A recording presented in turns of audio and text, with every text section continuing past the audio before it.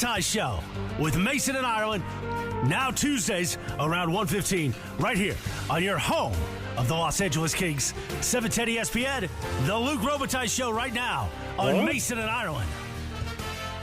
And as Luke likes to say, joining us right now, the president of the LA Kings, Luc Robitaille. Luke, what's going on, man? How are you?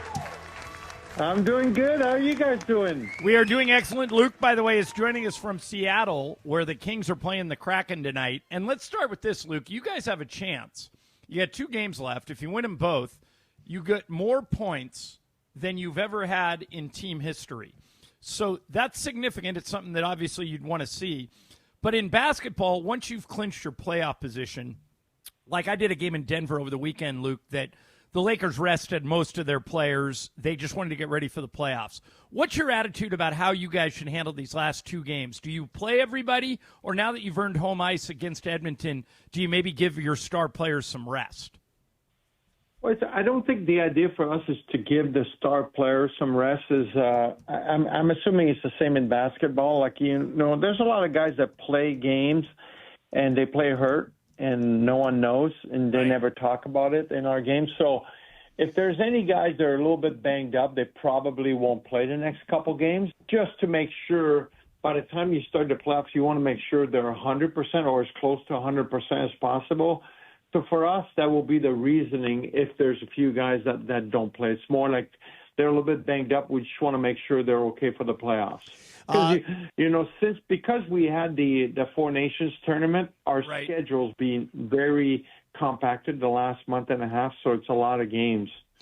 So I asked the smart questions here, Luke. You're in Seattle. That was a good one. Yeah.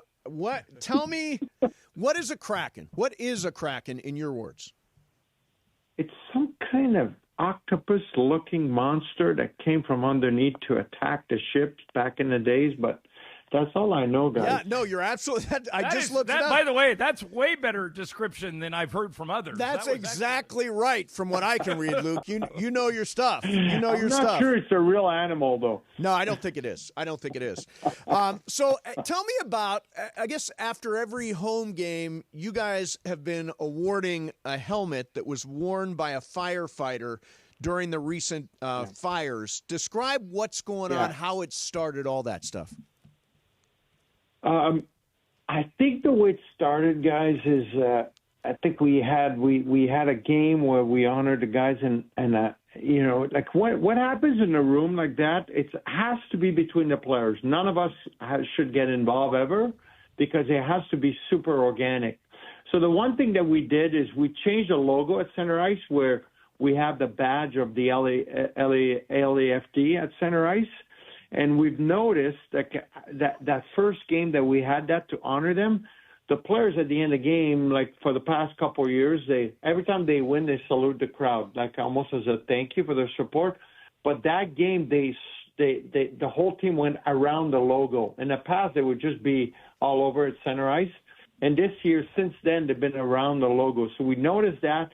And then next thing I know, I saw that our people posting post-game, they had a firefighter, because for a while they had like a race car's driver's helmet, like a F1 helmet. Mm-hmm. So it just changed organically, and I think it was a firefighter that brought one for their guys. Oh, good for them. That awesome. Is very cool. We're talking to Luc Robitaille, the president cool. of the Kings. The Kings have earned home ice against Edmonton in a playoff series that we think is going to start Sunday. We'll have news about that either later today or tomorrow, but we're pretty sure it's going to start on Easter.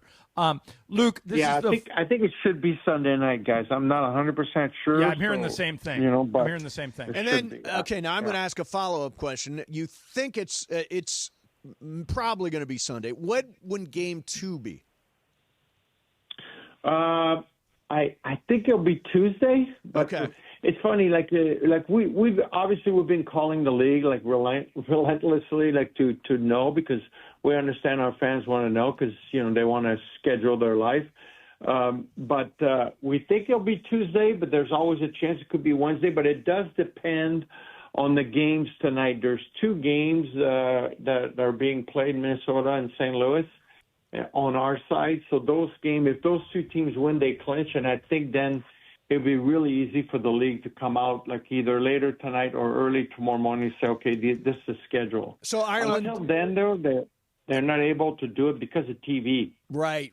So Ireland, it would be Lakers Saturday and Monday, and Kings potentially Sunday and Tuesday. The only thing, Mace, that's been officially announced is Lakers Saturday night. The Kings, Luke's right, though. The Kings announcement that game one's going to be Sunday night is probably forthcoming here in the next 48 hours or so, maybe sooner. But Luke, I'm hoping tomorrow, but we never know. Like, I'm assuming you're both coming because you guys are not just going to go to Lakers and not come to our game. No, I'm coming to game two. I'm coming to game two, Luke. I expect to see you too, Luke. I'll be there, guys. I'll be there. I would hope. Hey, Luke, the last 3 years, Edmonton has knocked the Kings out. This is the fourth straight year that we're playing the Oilers in the first round. But this time, the Kings have home ice. It's the first time in those 4 years. How big of a factor is that, or do you hope that will be? Well, we think it's a big factor. We obviously have liked the way we've played all year. Our guys have been very comfortable. This is the most win we've ever had at home. And then controlling the last change does make a difference. I think the biggest thing you look at in sports, too, you always think, well, if it ever gets to a Game 7, that means we would play at home. Right. And we would way prefer playing at home in a Game 7 than being on the road because, you got your fans. Our fans are loud in the playoffs. The support's amazing. So from that standpoint, it's a good thing. But, in our game, controlling the last change does make a difference. What will constitute a success for this team this year? The way we built our team, it's not to win to beat a team. It's to win the Stanley Cup. So if you're asking me what success is, you're trying to win the Stanley Cup. I'm a firm believer that you don't build a team to try to make the playoffs, and you don't build a team to try to beat one team. You try to build a team that you could play for 2 months and win the cup. It's the only reason we play the game. So that's the way that if you ask me what's success, that's success. Then, whatever we end up, we'll assess everything, but that's the goal. We're talking to Luc Robitaille, president of the Kings. Luke, you can educate me about something. In the NBA, when the playoffs start, all the stars play more minutes. So if you played like 35 minutes a game during the season, you'll play closer to 40 in the postseason. Is that true in hockey as well? Like, you were an all-star. Did you play more shifts and more minutes in the playoffs in the regular season, or does that not really happen in hockey? Yeah, so some of the big guys will end up with not a ton more minutes, but 1 or 2 more minutes. But every game is so big during the year for us. It's so hard to get in that you can see the time, the ice time for most guys go up for a lot of big games. But the biggest thing for us is, when you get into overtime, and next thing you know, sometimes we've seen games that have 3 overtimes. So guys will end up playing like 40, 50 minutes a game or 60 minutes. So we got to always be careful, and you really need your entire lineup to help you win and go all the way. So, there's been guys like Kopi that will get 1 or 2 extra minutes, or Drew Doughty, and maybe some of our young guys will get that this year. But I would think we'll be close to the same amount of minutes, or within 1 or 2 of most guys. All right. Hey, listen, great finish to the season, Luke. I will absolutely be at Game 2, and I hope to see you there. All right. I will see you guys there. All right, Luke. Awesome, thanks for coming on, man. Have a good day. Thanks, Luke. Appreciate it, man. Guys. Here's Luc Robitaille. Yeah, I'm going to Game 2 Lakers and Game 2 Kings. Have you ever seen Connor McDavid in person? Never in person.